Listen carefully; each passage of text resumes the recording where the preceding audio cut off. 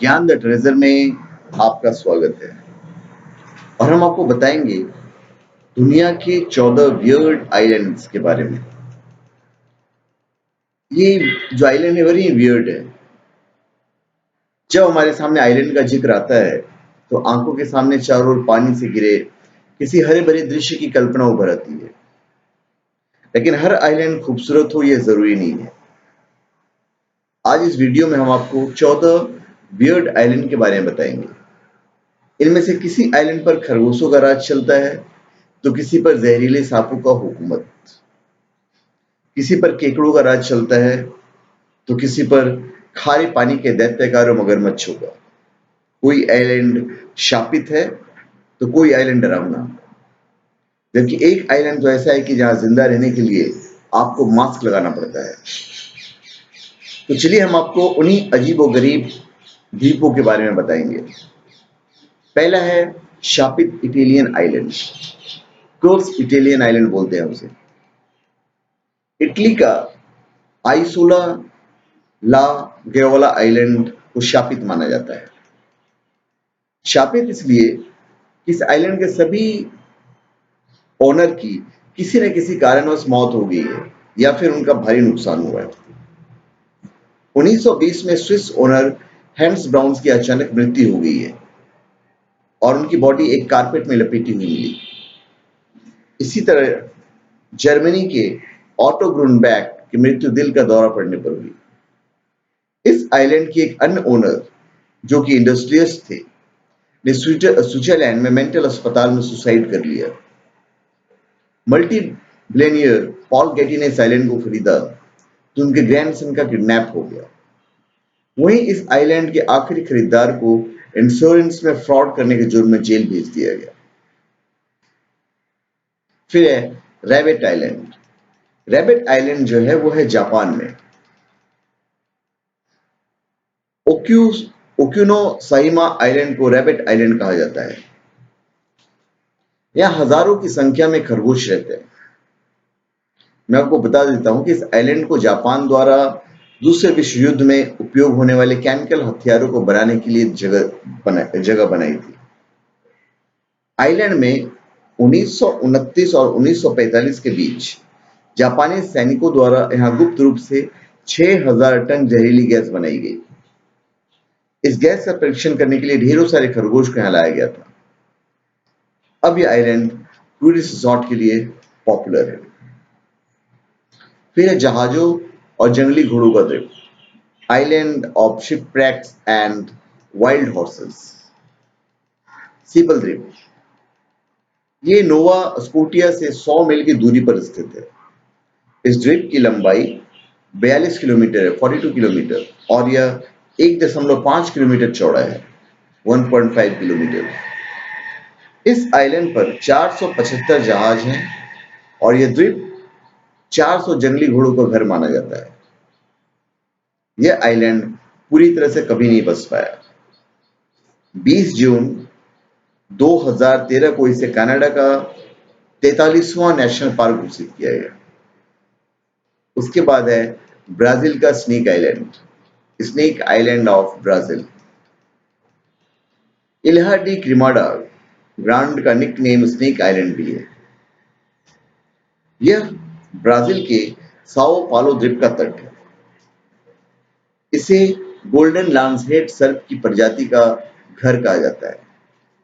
यहाँ पर इन सांपों की संख्या इतनी अधिक है कि हर एक मीटर में 5 सांप रहते हैं। यानी कि आपके सिंगल बेड जितनी जगह में 10 सांप और डबल बेड जितनी जगह में 20 सांप। इस सांप की गिनती विश्व के सबसे जहरीले सांपों में होती है। इसका अंदाजा आप इस बात से लगा सकते हैं कि सांप के काटने से आदमी 10 से 15 मिनट के अंदर मर जाता है। पूरे ब्राजील में सांपों के काटने से होने वाली मौतों में 90% मौत के लिए यही सांप जिम्मेदार है। वर्तमान ब्राजील में की जो नेवी है, नेवी ने लोगों को यहाँ घुसने पर प्रतिबंध लगा दिया है। फिर है शापित पाल्मियार आइलैंड, कर्स्ड पाल्मियारा आइलैंड। यह आइलैंड भी एक तरह से शापित आइलैंड है। हवाई और अमेरिकन सामू हाईवे पर स्थित इस शापित आइलैंड का कोई अस्थायी निवासी नहीं है। यहाँ पर वन्य जीवन है। इस जगह के बारे में कहा जाता है कि यहाँ पर 1798 मतलब 1798 से कई अलौकिक घटनाएं होती रही हैं। 1977 में मतलब 1977 1977 में रिचर्ड टेलर नाम के एक व्यक्ति ने यहाँ समय बिताया था और उन्हें महसूस हुआ कि यहाँ पर भूत प्रेतों का निवास है। 1974 में इस द्वीप पर दोहरा हत्याकांड भी हो चुका है। छठा जो आइलैंड है वो है केकड़ों का island, crabs island. Christmas island Indian ocean में स्थित है। 125 स्क्वायर किलोमीटर में स्थित इस आइलैंड का पता 1643 में 1643 में चला था। इस आइलैंड पर 14 प्रजातियां के लाल केकड़े रहते हैं, जिनकी संख्या 120 मिलियन के करीब है। इस आइलैंड का 63% हिस्सा ऑस्ट्रेलियन नेशनल पार्क के रूप में सुरक्षित कर रखा है। फिर है वॉल्केन आइलैंड। फिलीपींस में स्थित वॉल्केन आइलैंड है। लुजोन झील के किनारे बसे फिलिपियो आइलैंड के अंदर ज्वालामुखी है। ज्वालामुखी के शीर्ष पर बने बेसिन को काल्डेरा कहा जाता है। काल्डेरा पानी से भरा हुआ गड्ढा है और इस गड्ढे को दुनिया का सबसे बड़ा गड्ढा माना जाता है। फिर है doll island. Doll island Mexico में है। मैक्सिको सिटी से 17 मील साउथ में ज़ाक्सोमिलो कैनल्स में एक छोटा सा आइलैंड है जिसका नाम है ला इस्ला डे ला मुनिक्यस, पर अब यह डॉल्स आइलैंड के नाम से जाना जाता है।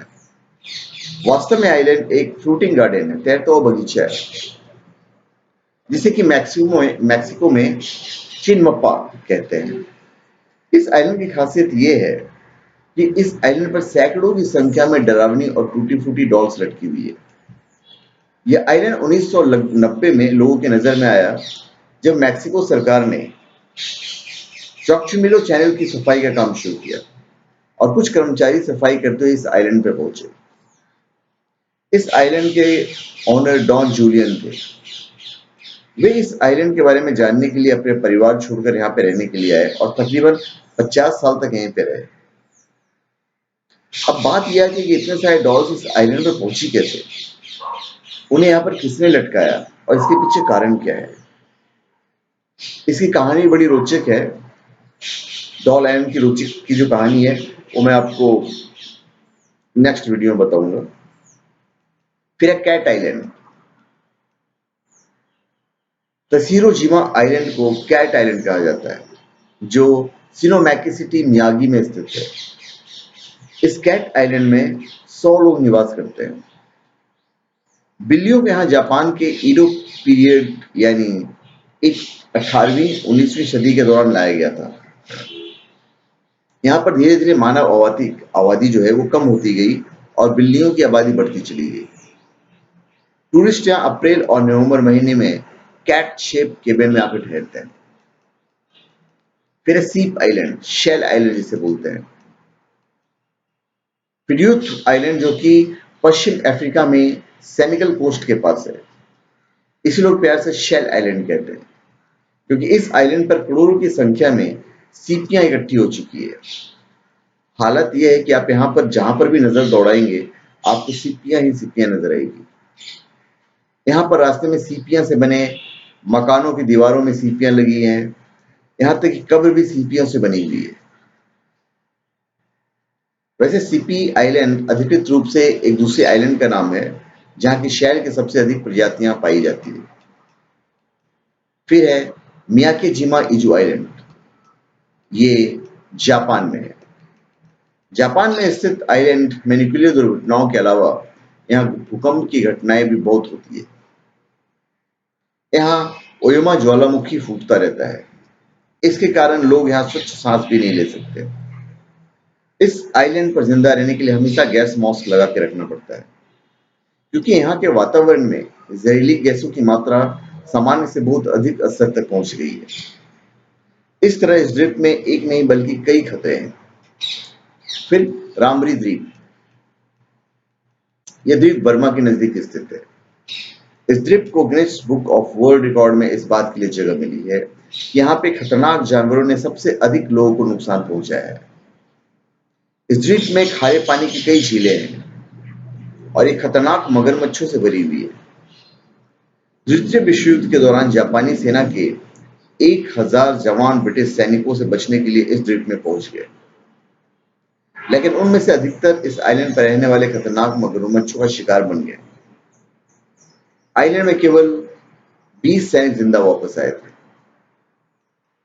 फिर है सेबल आइलैंड, जहाजों का भक्षण करने वाला आइलैंड कहा जाता है। कनाडा के हेलीफैक्स पार्ट के पास द्वीप धुंध में लगातार छिपा रहता है। इसे देखकर ऐसा लगता है जैसे शिकार की तलाश में हमेशा चौकन्ना बना रहता है। खाड़ी की गर्म हवाएं, लेब्राडोर की ठंडी हवाएं यहाँ पे मिलती है। तेज तूफानी हवाओं और ऊंची लहरों के बीच यह द्वीप लगभग दिखाई नहीं देता है, जिससे कई जहाज यहाँ पे दुर्घटनाग्रस्त हो जाती है। इसके बालू मिट्टी का रंग समुद्र के पानी की तरह बदल जाता है। इसे दुनिया के सबसे खतरनाक स्थानों में से एक माना जाता है। फिर है शापित आइलैंड, ये मिलफोर्ड में है। इस आइलैंड की भी कहानी कुछ वैसी ही है। अमेरिका में मिलफोर्ड के पास एक छोटा सा द्वीप है। इस पूरे द्वीप को शापित माना जाता है। मैक्सिकन सम्राट गुआजमोजिन का धन 1971 में चोरी हो गया था और उसे यहाँ मलाहों ने छिपा दिया था। 1850 में यहाँ कुछ लोग खजाने की तलाश में पहुंचे तो प्रेतात्माओं ने उन्हें मार दिया, ऐसा कहा जाता है। उनके यहाँ पहुंचते ही हड्डियों के ढांचों से आग की लपेटें निकलने लगती है। यहाँ पर आज तक किसी को खजाना नहीं मिल सका है।